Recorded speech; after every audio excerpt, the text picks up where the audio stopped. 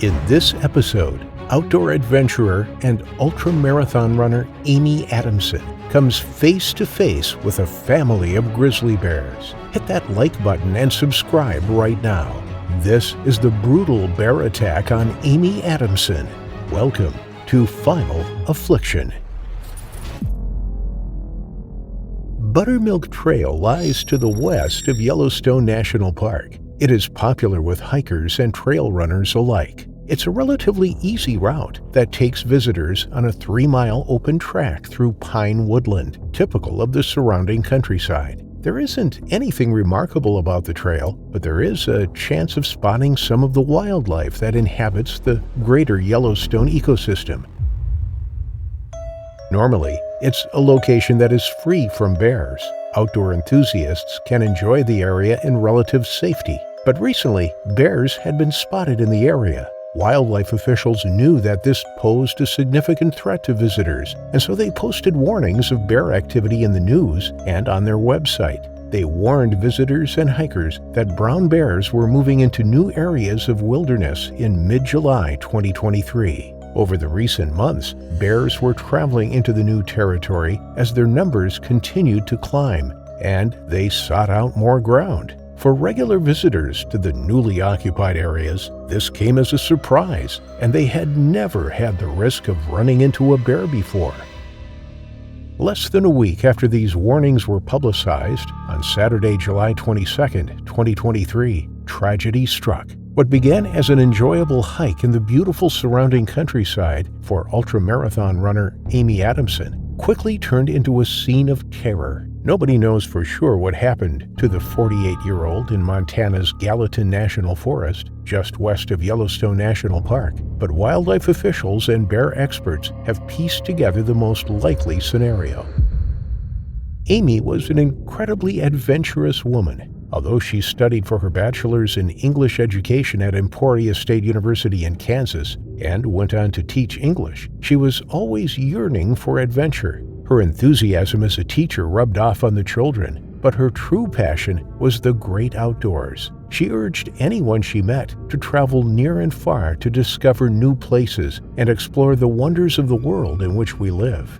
Amy had an insatiable wanderlust and had hiked 2,000 miles of the American Discovery Trail. She had set this as a goal for herself, and she achieved it, much to the pride of her family. She had run marathons and ultramarathons. She never rested. She never sat still for too long. In fact, the previous year, she had completed the Dead Horse Ultra in Utah, set over a 50-kilometer course, encompassing Arches National Park and desert scenery. This ultramarathon was one of 3 ultramarathons Amy had completed over the past few years. Sadly, it was her drive and her love for the great outdoors that ultimately led to her premature death. She was a regular hiker and runner in the greater Yellowstone ecosystem. On that fateful day, as she was walking along the Buttermilk Trail, 8 miles west of West Yellowstone, Amy came face to face with a female grizzly bear. She had not seen any signs of the enormous animal. She had not heard it amongst the undergrowth. Instead, she had been enjoying the outdoors when she rounded a corner in the path. There, standing just yards from her, was the female and her cubs. Amy instantly froze. Due to the immense power of brown bears, even a warning attack or a defensive one can have devastating consequences. One swipe of its paw, one bite from its incredible jaws, can kill a man, even if that isn't the bear's intention. Predatory attacks are much less common. Amy knew she had caught the bear off guard and by surprise. This was a bad situation to be in. She knew that she should never get between a mother bear and her cubs, and yet here she was, with a female and her 2 cubs sniffing the ground just moments away. She knew an attack was imminent, just seconds away. Amy was as fit and as strong as they came, but even she was no match for a 300-pound, 135-kilogram grizzly bear. The female lifted her head and stared directly at Amy. Then she charged. There was no bluff or mock charge. In seconds, the sow had covered the distance between them and immediately lunged at Amy. It went directly for her head and neck, an instinctive attack that quickly neutralizes the potential threat.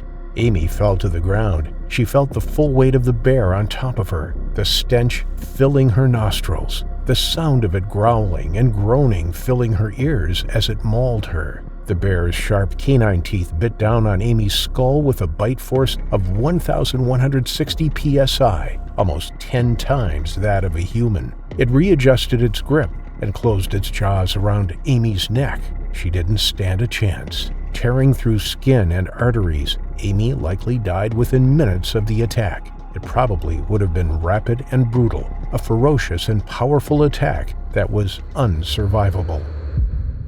Amie's body lay limp and lifeless on the soft, cold ground, surrounded by the wilderness that had drawn her to the area time and time again. The family of bears walked away. The threat had been neutralized. Later that morning, a fellow hiker ambled along the buttermilk trail. They stopped in their tracks and froze, just as Amie had done only an hour or two before. But this time, they didn't come face to face with a bear. Instead, they came across Amie's terribly mauled body and called in the emergency services. It must have been a shock to find her like that, an image that will likely stay with them forever.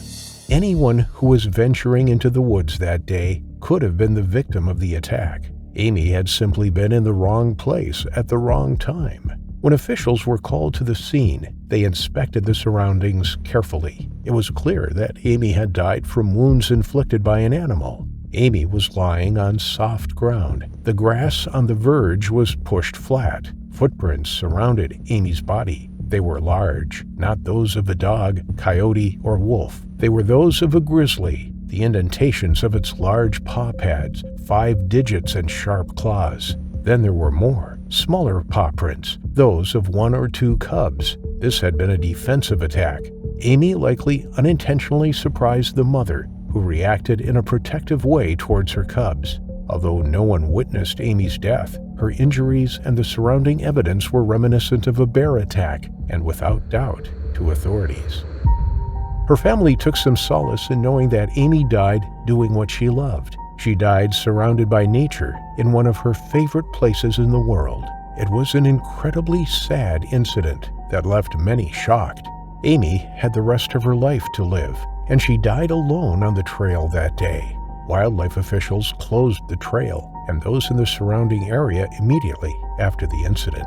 They searched for the bear responsible, but with each passing day, the likelihood of finding the sow became less and less. Bears that have come into contact with humans, whether they have attacked them or not, are usually either relocated or killed. Although this bear attack was a tragedy, it's still incredibly unlikely for someone to be attacked by a bear. This particular attack happened just outside Yellowstone National Park, near the gateway community of West Yellowstone that borders the park.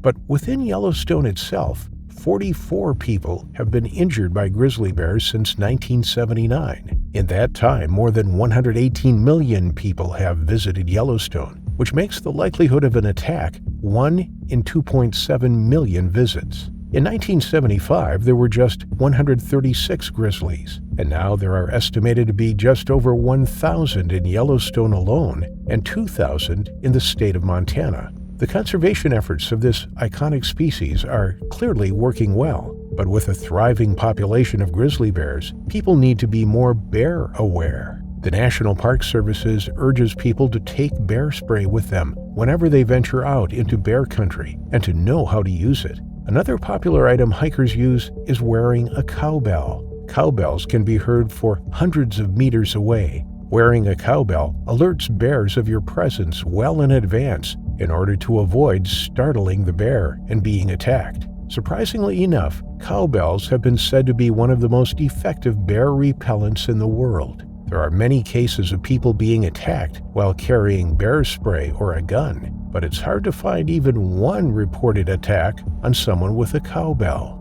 Amie will be remembered as a woman who chose to embrace the spirit of adventure. She was an inspiration to so many and lived life to the fullest. She should have had many years of exploration and adventure ahead of her, but tragically, her last adventure came to a sudden and shocking end. A rare but deadly encounter with a mother bear and her cubs ended in her tragic final affliction.